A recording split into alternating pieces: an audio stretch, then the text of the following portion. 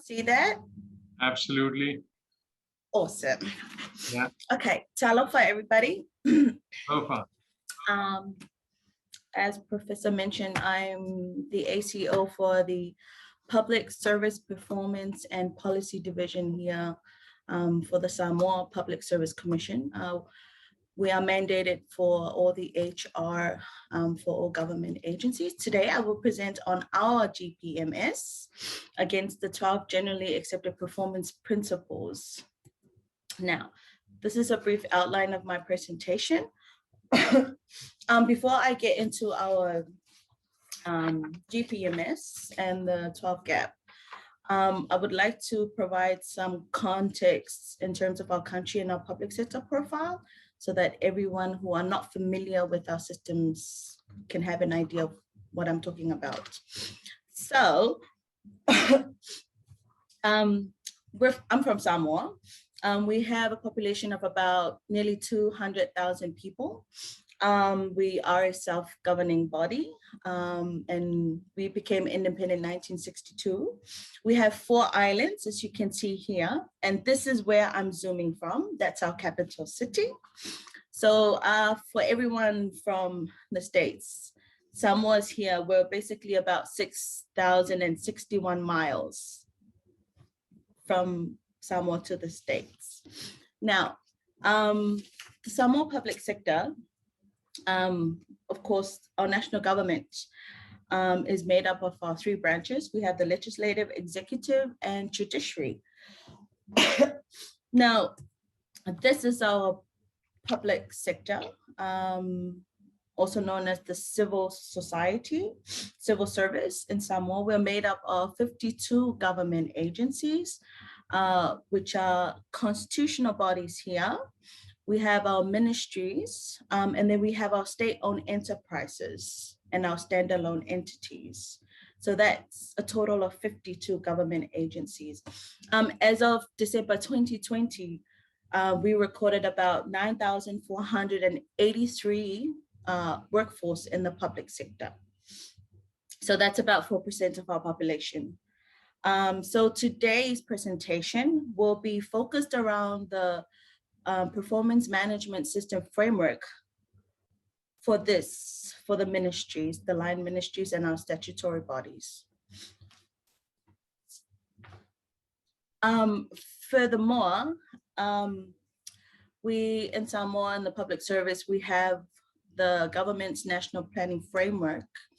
At the top of our national planning framework, we have our strategy for the development of Samoa, which is a 5-yearly document supported by our newly launched Samoa 2040 and the SDGs 2030.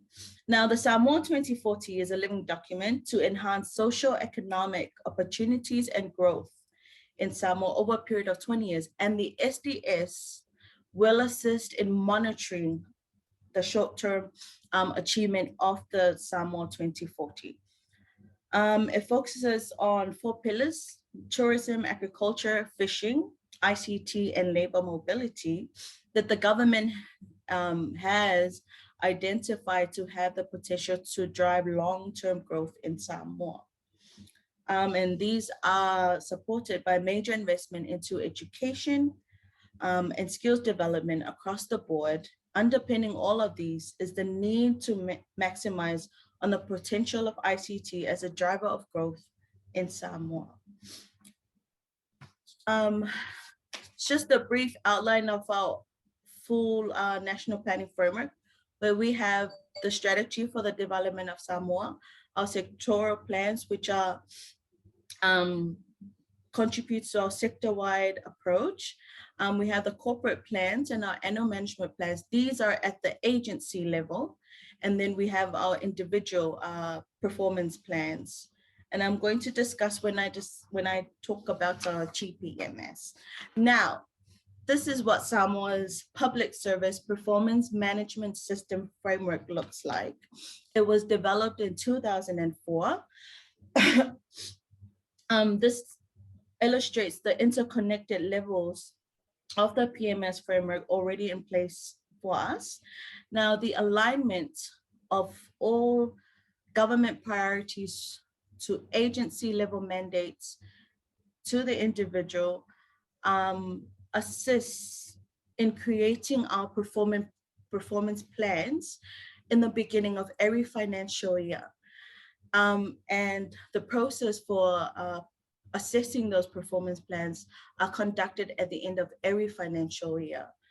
So for contract officers, they have their own time frame for appraisals, and for permanent employees, they're assessed at the end of every financial year. Yeah. So, what gap principles would Samoa incorporate into our GPMS? In going through the 12 generally accepted performance principles, the areas that are of interest to improving and strengthening our current GPMS includes revisiting our performance measurement methodologies and having an appropriate incentive system in place to support performance improvement. Why these two? The composite score that we were introduced to would assist in raising the expectation of performance at a high level. One of our public administration sector plan, which all the government agencies fall under, is to have a skilled workforce through a results-oriented and performance-driven human resource management. Now, this along with our other two end of sector outcomes of having better public service and better public policy will improve service delivery by government for our people and allow us to identify the impact of government projects on our people. Now, recently in 2019, an assessment of the state of the public service in Samoa was conducted, and it identified in its findings on performance management issues, and I quote, "The public service has a comprehensive performance management system. However, managers are not using the full range of available performance management tools effectively. Performance management tends to focus primarily on performance appraisal. Performance appraisals are a routine end of cycle formalities and are rarely used for decision making. The performance management system lacks incentives and rewards. Absence of incentives and rewards for good performance is having an adverse impact on morale and motivation. Therefore, the performance management should be strengthened. Reward and incentive systems should be reviewed with a view to improve morale and motivation." So that's a brief finding of this assessment on the issue of performance management. But what will Samoa gain from these principles? As I mentioned before, I think the principles would be a great foundation for Samoa to look into when we conduct our reviews and reforms of our GPMS. And I, for one, am developing an organizational performance framework, which will be a first of its kind in the public service. And I have found that the 12 generally accepted performance principle really provided guidance in terms of making sure that the GPMS is well placed, and that the end outcome is what we intend for having a GPMS. And in doing so, previously Samoa had an incentive and a reward system. However, due to financial constraints for government, there was a freeze in 2007. And so the principles really reminded us that although we do have financial constraints, but having some form of a proper incentive and reward system in place would support performance improvements, which is basically the whole purpose for us of why we have a performance management system to make sure that we are able to improve the performances of our employees. And on top of that, have an impact on the work that we do for the country as a whole. But what would be interesting, Professor and everyone, from a small island nation, excuse me, from a small island nation, we still have our cultural values and norms. So we would like to explore how we could incorporate something to do with our culture, our traditional culture, not the work-life culture, but our traditional Fa Samoa culture. And I'll use this example. In Samoa, one of our main cultures is we respect the elders. We respect those above us. So the current GPMS for accountability lies with chief executive officers, but not at the minister level. Because culturally, that's not a culture norm here, to question what ministers do. But we would like to explore how this current culture norm of not having the highest level of leadership be accountable, we would like to consider that in the future for our GPMS reforms. And then, oh no, I would also like to say that history tells us that government have improved its image and function through improving processes in place for performance planning and management. But as I read out the issues from the assessment of the public service findings, there are still a bit of loopholes, and people are not taking ownership of their role in our GPMS. So definitely excited to be sharing the gap with the rest of our relevant public servants who are in charge and who are working in implementing and administering our performance management system, and also monitoring our GPMS. And in conclusion, we fully support utilizing the 12 generally accepted performance principles in assessing how well Samoa's GPMS is placed, and would love to use these as a foundation of future reviews and reforms of our GPMS. For Samoa to explore how we can include our cultural values and norms in contextualizing gap to suit our context. And finally, as proposed on what Samoa will get from incorporating the gap in it, the gap will add value to current performance management reforms so as to eliminate the issue of multiple principles with different objective scenarios. And with that, I thank you for the opportunity given to me to present on Samoa's GPMS. Thank you. Thank you very much. It's most interesting. I think if everyone agrees, we could have some questions of clarification right now while it is fresh, and Ms. Smith is sharing the screen, because once they're off the screen, it may be difficult to recall. And then we can come back to some related questions at the end again. But first round, if anybody has any questions of clarification, I do certainly have a couple of observations to make. But let me first give opportunity to others who are listening in. If you would like to ask any questions. Ms. Forrest has raised hand. Yes, Ms. Forrest, please go ahead. I'm particularly interested in your latter part where you spoke about wanting to incorporate the culture. I wasn't very clear. I was wondering, are you trying to break the culture or change the culture to being more open to questioning, or you were trying to support the existing culture? I just wanted some clarification.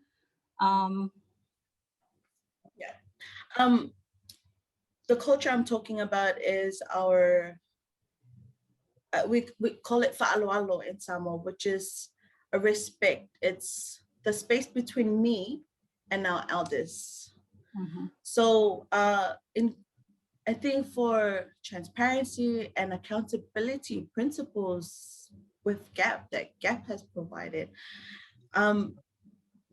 We want to explore how we don't want to change our cultural norms and values Of respect. Okay. But you want to do. Mhm. The example that I use, our highest officials here are our ministers, but our GPMS starts at the CEO level. So we have the ministers, and then we have the CEOs. So our accountability to answer for government performance of each government agency is at the CEO level. It's not at the minister, because culturally that space between the highest and the next level, it's taboo to question. So that's what I mean about cultural norms in terms of our the space between us and others in terms of the levels and culture respect. But we would really like for ministers to explore whether we can have performance plans for ministers and have them answer to poor performance of agency level, because I think it's always been an issue we discuss, but no one's been able to challenge, to change the mindset that we can't like, don't go there type of thinking. Can I ask a question? Would it make a difference? Who is above your ministers? Very good. Because maybe that's where, right. So maybe if it happens there, then there's no disrespect if it's answering to somebody above them. I don't know. So the Prime Minister himself is a minister to a few ministries. So he would be part of, yes. So he's our minister too. I understand the concept. Yeah. Yes, Ms. Forrest, please go ahead, because you're asking the question everyone has on their mind, but you're articulating it well. No, what I think that's something I had mentioned, Prof, in the paper I'd shared for the conference, is that with these, in some cultures, as you know, you're a perfect example here, Samoa, in terms of the respect and how sometimes the will at the very top for accountability is very desired. It would really make a lot of sense, but how do we treat with that, knowing that they're both creatures who are interested in ministry performance, but also are aware of perception and have a political interest in managing perception of failure, you know what I mean, or what can be spun as failure.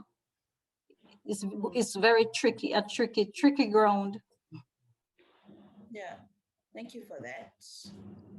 Yeah, but so we can move forward, but I think your point was that if the Prime Minister, who is the head of the government, is asking the question, then there is no disrespect, because he is the head of the family. Correct. And so it's not the junior who's asking the question. So, and I think that is how it should be. It is the Prime Minister's function. If the Prime Minister is not on board, nothing can work. Ms. Forrest. I think she was also pointing out that in her case, as I think sometimes happens in our country, the Prime Minister also takes on the role of a ministerial head of a portfolio.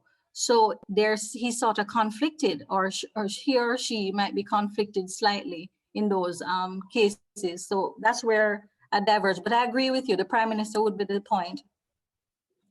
No, yeah, that's one. I don't think, I mean, that way the buck stops with the Prime Minister. So he always has a conflict of interest, whether he is a minister or not. His team is his team. So you could say, well, Prime Minister cannot, there's a, you know, you have to at least at some level trust that the Prime Minister is genuinely in the driver's seat. He has been elected and we have reposed a lot of faith. So there can't be, I mean, if you start talking like that, then the Prime Minister should not be asking questions to anybody, because in the cabinet, everybody is part of this team. So you would say this. So that I don't think is a real issue. Okay. Yeah. It's like a captain of a team. the captain has the right to ask, even though you're part of the same team, because you want the team to win, not individually, but the team to win. So he's asking questions not to you, but from a team perspective. Look, guys, we are all in it together. Next election, we'll all go together. It's not like I will go and you will stay. We'll all go. So therefore, let's play the game together. And we are accountable together. And that's why in the Westminster form of government, we say that it's the responsibility of the cabinet. It's a joint responsibility. It's not any one minister. When the government decides, is everybody. So the cabinet decides. So I think we can talk about that. But Ms. Smith, your point is well taken. That one has to. These are issues, I would say, that in almost all our traditional societies, the respect for the elder is no less in India or some other parts. We tend to have great amount of respect.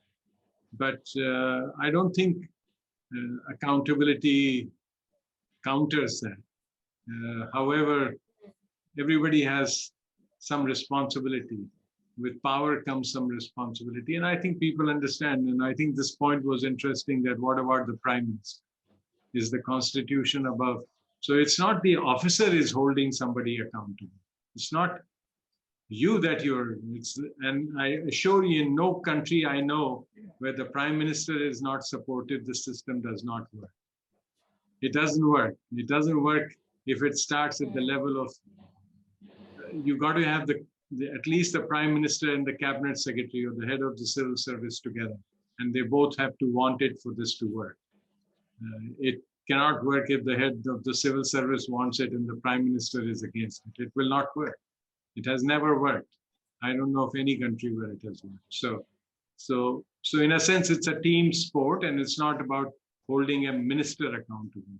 It's holding the whole team, not even holding accountable. The question is to deliver, because that's what they have promised. So thank you for that. Any other question while we have the PowerPoints, because there are a few other interesting, like for instance, if you go to the next one, Ms. Smith, I think you've chosen the next one before this. No, where you had incentive and the organization. Oh, yeah, this one. Would Samoa incorporate into our GPMS? Earlier in some other context, in another session, we had this discussion that if you had to choose one thing, what would it be? Forget about other reforms. Of the 12 things, what is one thing you would want to do in Samoa? And I think you have put it quite well. I would tend to agree with this, which is you need to do proper evaluation. You put it as composite score, but I think the starting point has to be proper evaluation. Because if you can't evaluate the department, then you cannot have a proper incentive, because you're incentivizing the wrong thing. If you're measuring the wrong thing, you're incentivizing the wrong thing. And the whole thing starts from being able to do a proper measurement. Now, measurement is not management. It's a necessary condition, but not sufficient. So you can measure, but if you don't measure, no matter what you do, that will not work. But it's not clear that if you measure it, it will definitely work, because you have to do other things as well. But so that, I think, is a pretty wise way you put it in terms of diagnostic. I would say composite score is the starting point. If you don't have, which really is a proxy for good measurement, frankly, that's what it is. So I thought that was a good point. But if not, we'll come back to Samoa, and when we have listened to the others, we can compare and contrast. So maybe I don't see any hands at this point. So we will move. We will keep going back to Mr. Devesi, because if it is working at any moment, we want to be opportunistic and make use of. Mr. Devesi, are you disconnected, or you're? Because his connection was pretty bad. All right, it's not. Not here.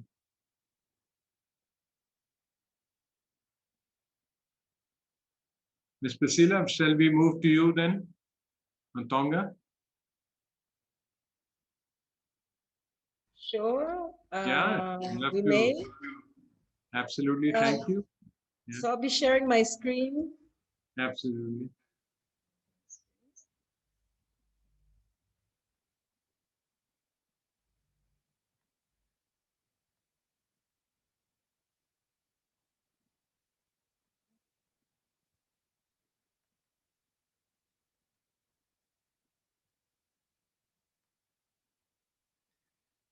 Professor Trivedi, colleagues from the Pacific, across the Pacific and around the world. I think I see some colleagues from the Caribbean. Absolutely. Ladies and gentlemen, it is my pleasure to present on Tonga's government's performance systems. My presentation is organized into 5 main parts. Initially, I'll be doing a country background, and then I'll present a little bit on Tonga, on the government, and on the performance system, and finally on challenges as we see it from our end. It's a good thing that Samoa initially presented, so you know where Samoa is. So now a little bit to the south, and you will find Tonga. Yeah. And as you could see on the slide, we are close in terms of, that's our neighbor, but in terms of the sea, it's quite a vast area. So the Pacific Ocean covers a lot of small islands, and Tonga is one of them. Tonga is, the island groups consist of 176 islands, only 52 is inhabited.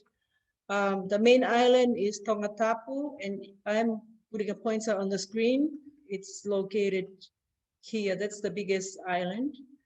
And we've got 3 other groups, Vava'u, Hapai, Eua, and the Niuas. The Niuas is located much closer to Samoa than to Tonga. It's on this part. Tonga covers 749 square kilometers in a population of 100,000 people. About 78% of the population lives in the main island of Tongatapu. So in terms of disaster, it's the second highest risk country for natural disaster after Vanuatu.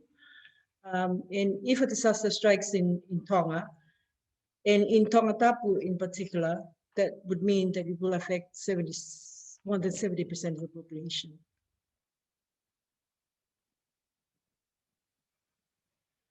In terms of Tonga facts, it is a constitutional monarchy headed by His Majesty King Tupou VI. We have a government. It's a young democracy. The Prime Minister is elected through the Parliament as a member of Parliament, and Parliament then voted on who becomes Prime Minister. The government does not have a party system, and so therefore the individual is elected into Parliament, and then the parliamentarians decide who becomes Prime Minister. The Prime Minister then elects from the MPs, his cabinet. He or she also can elect 4 people, at maximum 4 people from outside as cabinet members, if he or she wishes to do so. The country's main source of economic activities are agriculture, fisheries, and tourism. But other than the economic activity, we receive at least 33% of our GDP from remittances. And I think most common and known around the world are rugby players, and we receive funds through remittances coming through to their families playing in overseas countries. GDP wise, it's a very small economy at 400, at least 500 USD million nominal value. Our debt level is at least estimated currently less than 50% of GDP. And in terms of government budget, it's estimated at less than 300 million USD. So in terms of economy, it's quite small, insignificant, but in terms of our livelihood, it is our life. Absolutely. Now, in terms of the government performance measurement systems in use, we do have a performance framework in place and is well documented. We have alignment of budgeting to planning, and it's an annual process. We have a national planning document, the Tonga Strategic Development Framework, which sets the national outcome and priorities, and provide guidance to the corporate, to the planning aspects of ministries of government. We have corporate plans and annual management plan like SAMO in every other country. In terms of monitoring of performance of ministries' performance is done at ministerial level. There are some elements of monitoring and evaluation done at the planning division of the Prime Minister's office, but that is related to the achievement of the development goals. Individual performance is managed by the Public Service Commission, and we do have performance agreement, but only at CEO level. In terms of accountability, there is a weak link between government performance and individual performance. And I think it was mentioned in the earlier session, we got the last bit of the Caribbean discussion in the mislink. There seems to be a mislink, and it is, again, there's a mislink in the situation in Tonga. In terms of coverage, it's limited to ministries, and it's not extended to the public entities. And I say that on the understanding, of course, I'm talking about PMS. In terms of the government PMS, it is, again, very limited, only limited to MTAs, but it's only on planning. In terms of integration, there's no integration yet. There is attempt at planning to monitor outputs at the end of the planning period against budget delivery. But in terms of linking the performance of the ministry or government and to budget, there is none.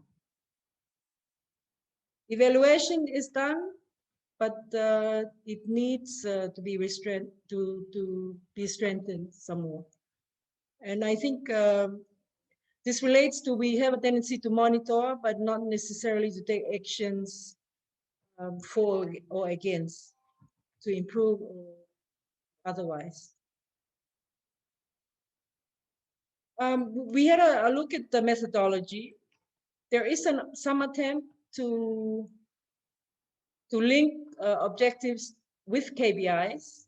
And we've got documents in plans. There are indications of such, and we've tried to link it even as far as individual performance, but it's weak. There is no weighting, and so we have a whole list of KPIs, but no weighting to what would be the priority per se. In terms of agreement, it's like I said, at CEO level, there is a performance agreement. There is it's a performance agreement of the individual, not necessarily related to the ministry.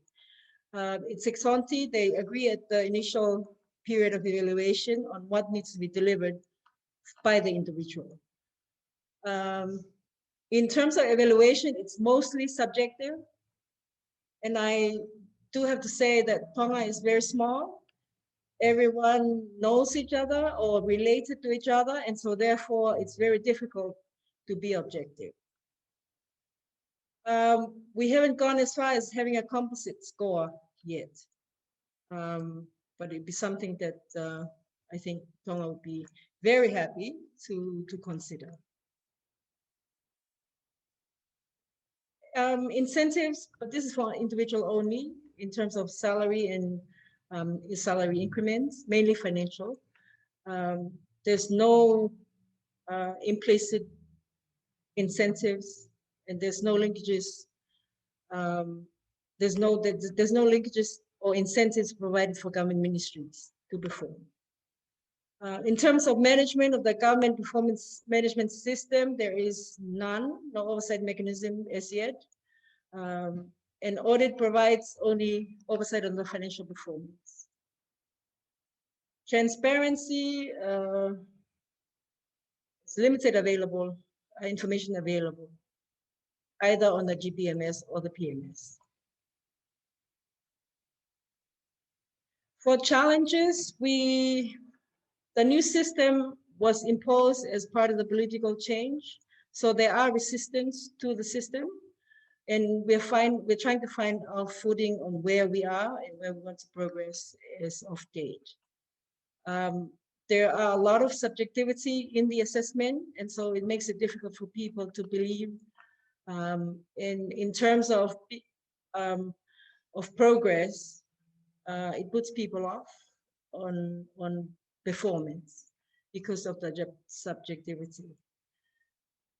I pick on the culture issue because Samoa also raised it, but we raised it perhaps to put it to the floor as a talking point, because from our perspective, the Tonga culture is pretty similar to Samoa. It's very collective. And so the person is defined in the group. The PMS assess the individual, not the group. And so perhaps to look at where we can think of to consider the differences in culture when and if we're talking about performance measurement. A lot of, I think, the resistance now to the PMS that it measures the individual, whereas in terms of output, the output is delivered by the group, by the ministries. So there has to be a clear linkages there on how and what needs to be applied. We have transparency issues. A lot of our information, our government information is confidential. And so perhaps if we move towards making it transparent or to provide more clarity, it removes the subjectivity, maybe. But as of now, pretty much only the people who deals with it knows and everybody else do not know. There is also the issue of it's only applicable to some ministries or agencies. We've got the audit office who are exempted or who've got their own process. We've got the ombudsman who've got their own process. We've got a few agencies, government agencies, not even part of the PMS and the monitoring aspects. And again, I mentioned the lack of incentive linking performance to some clear incentive. And I think that would provide, I think if we change or whatever system that would be formalized for Tonga should consider having some clear incentives in place for good performance. And I leave you this slide. This is a beach in Ha'apai. And I put it on the presentation with the intention that the beach itself, the nature of the beach talks about the changes that we face as a small island. This beach is known as Ho'omale'eia. And the shape of the beach, as you see in the picture, changes according to the current. So if the current is strong from one side, it will shift and the sand will drift and form a shape on the other side. And my pledge, perhaps my message to the floor is, our islands are similar. So when you're thinking about a system or something for us, please consider, we will change when you give us something. Then if you give us something else, we will change again. So consider our culture, consider our need, consider our size. We're very small. And we have a tendency to follow whatever the big countries do. So please, whatever is decided or will be provided, to consider our smallness. And with that, Malo Albito from Tonga. Thank you very much.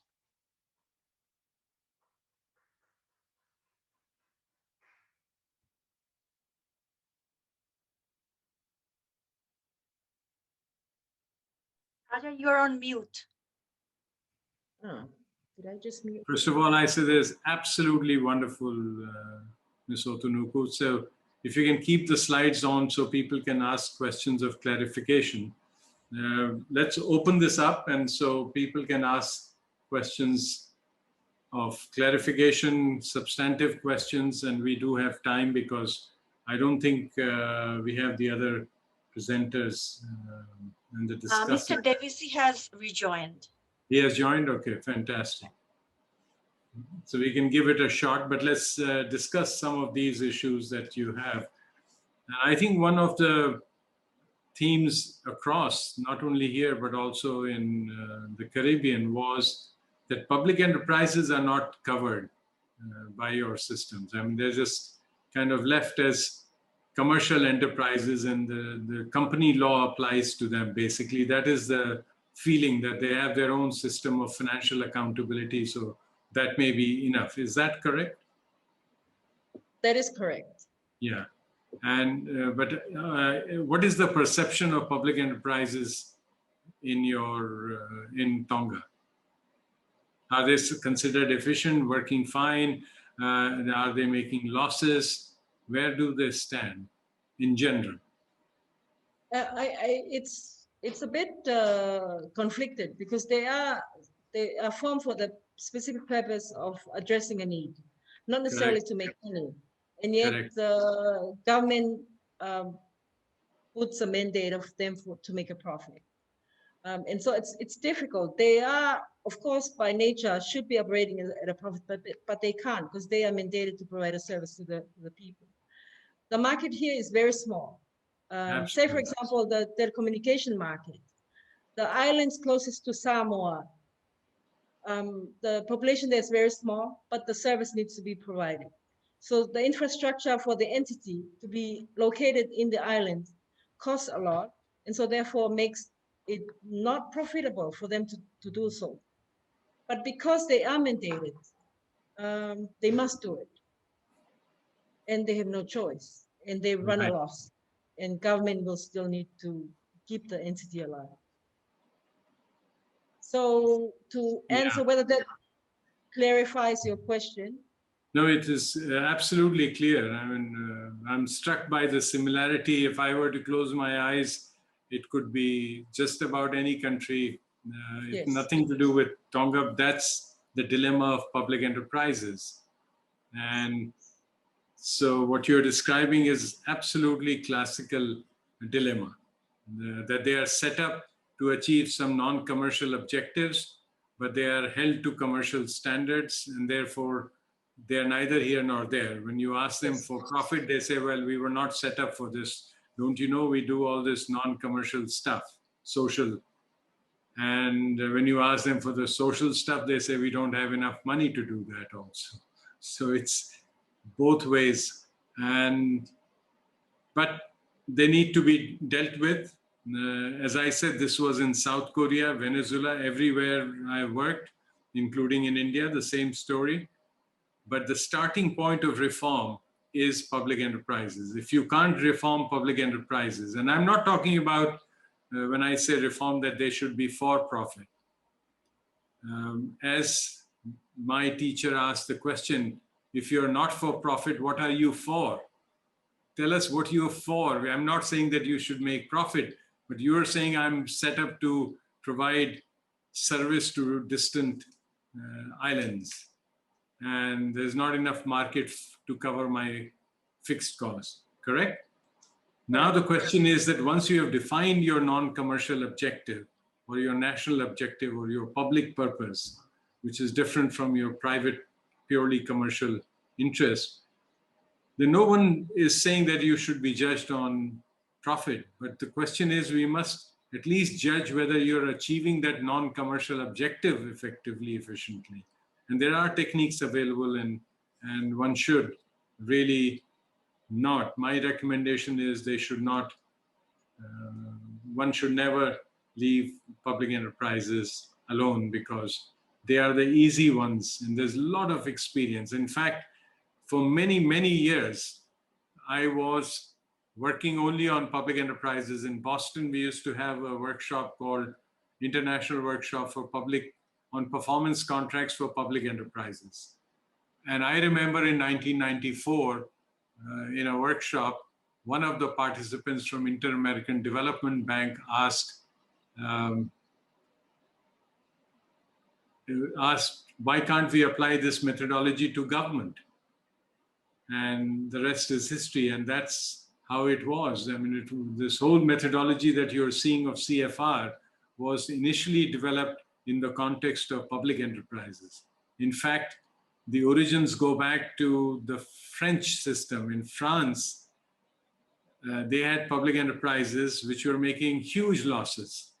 You know, they had large public enterprise, their coal enterprise, their railways, everything was in public sector. So they set up a committee under a very famous French prime minister called Simone Nora.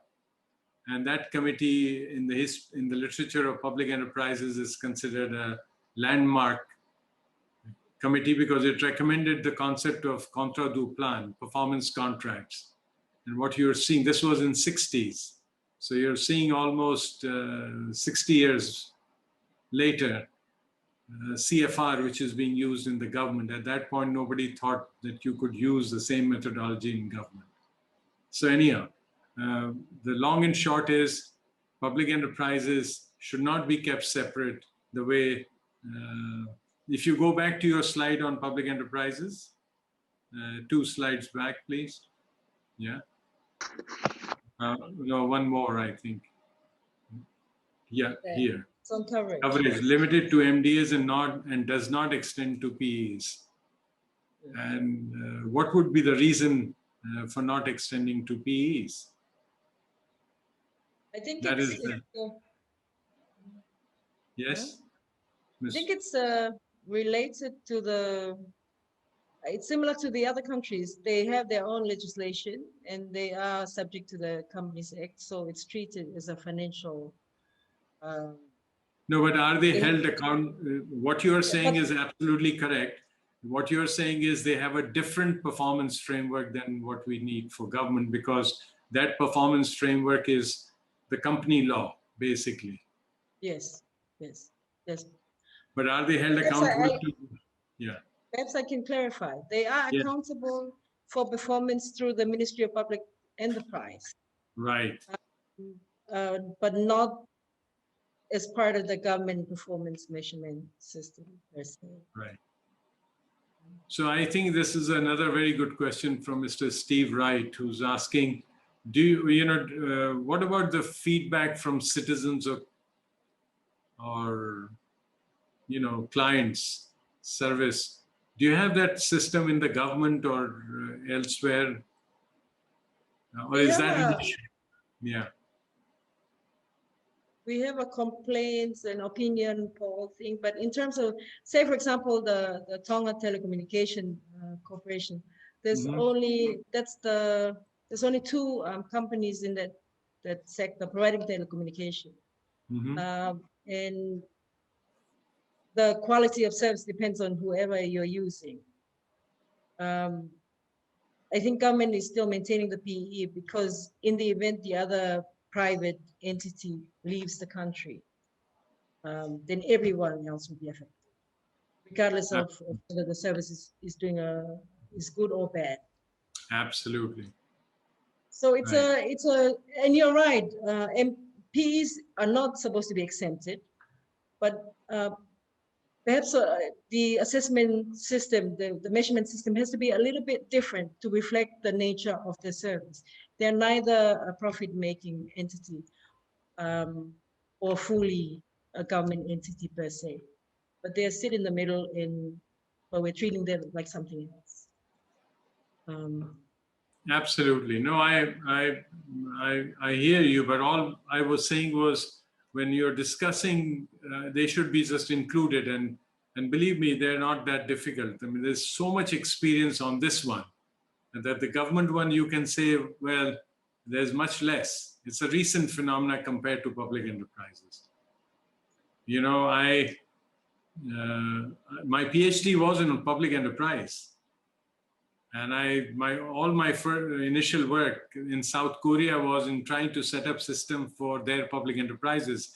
Their public enterprises in South Korea were making such great losses that they asked us, which was Boston University, we had a group there to work. And so it's that limited point I'm making is when you say does not extend to PEs, my question was, so what extends to PEs, and is that effective? Because you can't say that we are applying the commercial company law, but since they are non-commercial, so we are not even applying that fully. So it's just falling through the cracks. Sometimes that's what happens. Wonderful. Thank you. Ms. Smith, you had a good point about customer and service in Samoa. What was that? How do you monitor this service part? So through our Public Administration Sector Coordination Division, through our office, the Public Service Commission, we've conducted about 2 or 3 client satisfaction surveys. Basically, that's looking at all the government agencies, and it was a survey questionnaire that was then collected, and then it was the data provided, analyzed some of the customer service issues raised in the survey. But at the agency level, any programs that are implemented by government agencies, they have their own evaluation forms that they use to improve future implementations of their own programs that they run at agency level.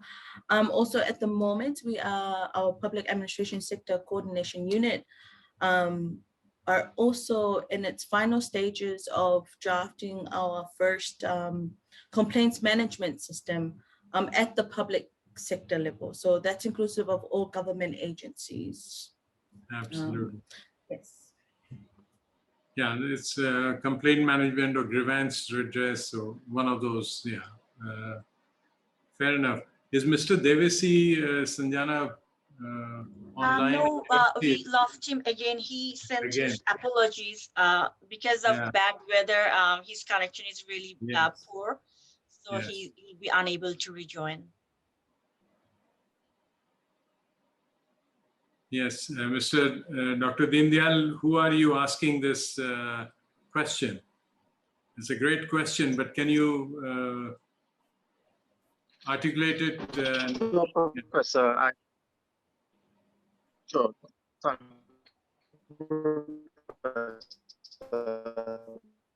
Can't hear you. I wanted some clarity on whether or not system they have for public office.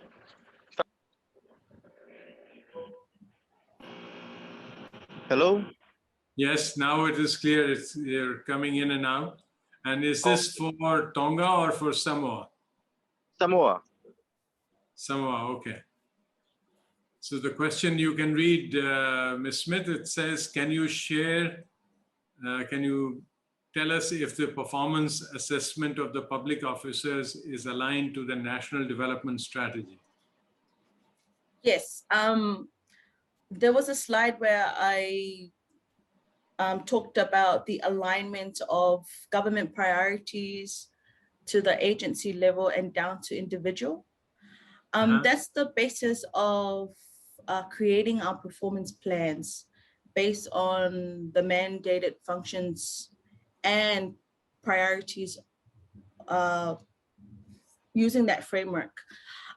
So when you are assessed based on that performance plan or performance agreement that was drawn up following the national planning framework, our government national planning framework. I hope that answers the question. So the answer is, so yes, that's how we do it. And that's basically why the slide was there, just to give you an idea of how we write up our performance agreements and performance plans for our employees, because the alignment to the individual individual job is triggering from individual agency to government priorities. And with the existence of performance plans, the assessment of their performance at the end of the financial year would be based on those performance plans that are created based on what's down from the government planning framework. Is that? Thank you. Yeah. Yes, yes, Prof. Dr. Kindly. Thank you. Yeah, that's great. Yeah.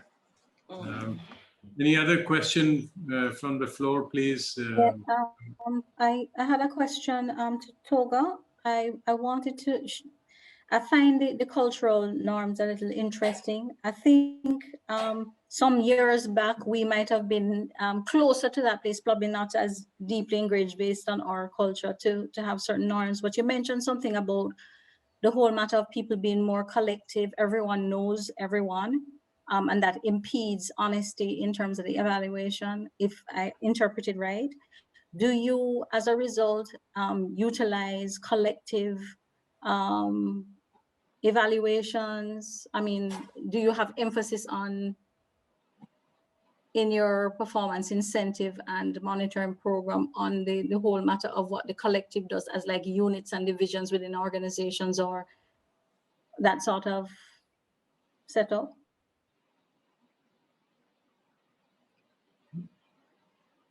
Tonga, Ms. Priscilla? So you talk about the individual performance, right? There's nothing collective. The assessment, the monitoring of, and this is the issue that we have. We have the planning unit monitoring the performance of the ministry. And so as the ministry has achieved its targets, its output, et cetera, et cetera. In terms of assessing the performance of the individuals, there's little or no reflection of what level has been achieved at the whole ministry's level. So, and I do understand that we have to monitor the employees, but the mentality is if we have contributed to the achievement of the whole ministry, why is it only a few people getting rewarded for it? And in a group culture, it's very difficult. And especially it's very when the group is very close to each other and everyone will know. And so it makes it very difficult. But you I think that's why I asked, and I think this is where I think when you made that appeal to remember your particular cultures, when I heard that, and I said to myself, this is probably one of the areas that in looking at the whole matter of collective incentives, not necessarily prioritizing one over the other, but looking at your culture and seeing how people interrelate and whatever, and rewarding that probably, you know, is a groundbreaking thing that you guys could really do in terms of achieving, because it's also a power. To me, it's a, if people want to work together, a lot of our countries would like people, we've gotten so competitive that sometimes when we want the cross-organizational synergy, it doesn't happen. So you already have that desire to work together. So I'm just wondering how you could encourage it with your incentive system. That's all I wanted to add. But Thank you. yeah, and to put it another way, are people, not you, but the people, are they happy that this is fair? Because there was, not in this session earlier, there was a discussion that there may be this, the moral hazard problem or the work shirking, that some people are not working and they're getting away and benefiting from the group work. Then, like it happens in training programs, some people do very hard work and the others get the trophy. Everyone gets the same trophy. So is there a feeling that that's happening, or you feel that everybody is just putting in their fair amount, so that's not an issue right now in Tonga? We live in our very small communities, and in our very small communities, we've got people who support and people who rely.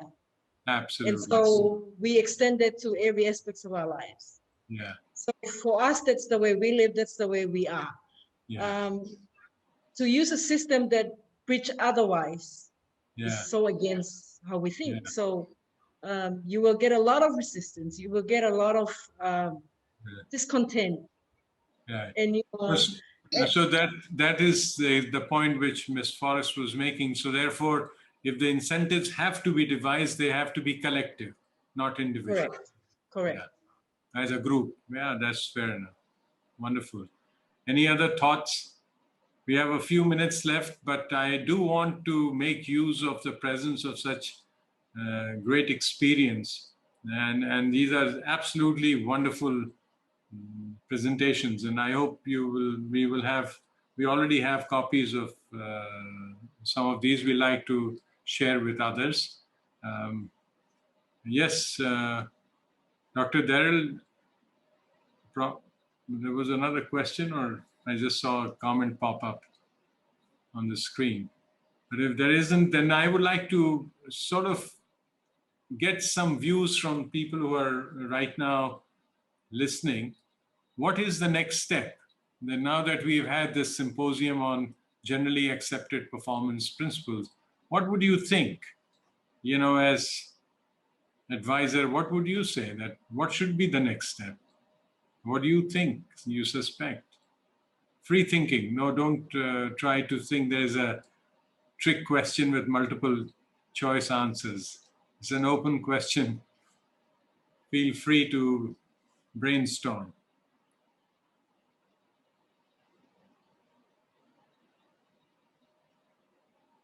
Any thoughts on what would you think should be, do we need to think more about it? How do we go? What would be the next step? What I noticed was that there is those people who attended the training program knew, and they presumed that everyone knows what these generally accepted performance principles are, and they were speaking. And I was noticing, because I know that in earlier session where we had 80, 90 people watching or logging on, I knew that half of them were not aware, but they went along. They felt it was sensible. So, of course, they are sensible, but what should be the next step? Any thoughts from anyone? Because what we are thinking is to really have a group for all the people who participated, to create a smaller group to take it to next level. And we wanted to include people who have accounting background, those who have done generally accepted accounting principles, and take that as a sample and try to develop these into a more workable, more practical, more just like the GAP, when you're making the accounts, guidance is very, very clear. This is how you would do it. It's a principle. It should be like that. What do you think of that idea?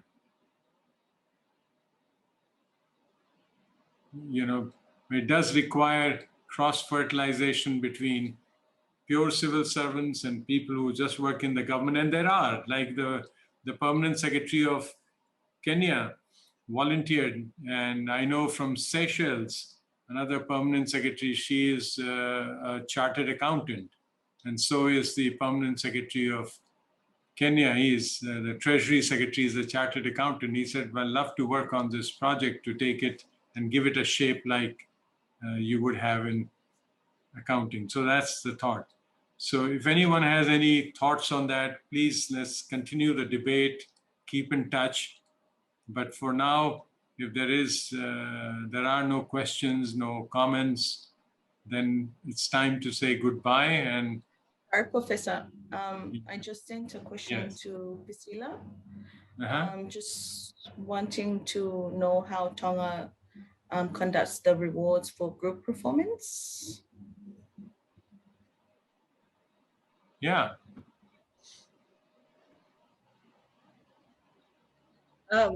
We don't. The system does not exist per se, but I was commenting on the fact that the system now focuses on the individual, but not on the group. Our culture focuses on the group, but not the individual. So maybe it's something for Professor to think about in further refinements, to consider the cultural implications in the way we live versus whatever standards, principles that needs to be defined. Yeah. I don't know, Professor, just a thought on that. I'm just thinking the whole nature of incentives, it's supposed to be appealing to your group. You know what I mean? Your incentives supposed to work as the carrot to encourage persons to perform. So definitely in terms of choosing your incentives, it has to appeal to your group of people. So also I mean, your countries also have to look at that too. It's something that has to appeal. It can't just because it appeals to another group. Absolutely. Absolutely. No, and I think one has to be super sensitive, but in some ways, all traditional societies have degrees of what Tonga has. I would say there is this group mentality that we are all in it together and us versus them type of thing. And so I can quite relate to that. So therefore, the schemes that I'm familiar with also have two components. One is for the group. As a group, how much you get, and then it says, okay, within the group, individual demarcation. So the whole department gets a certain kitty because it has reached a certain composite score.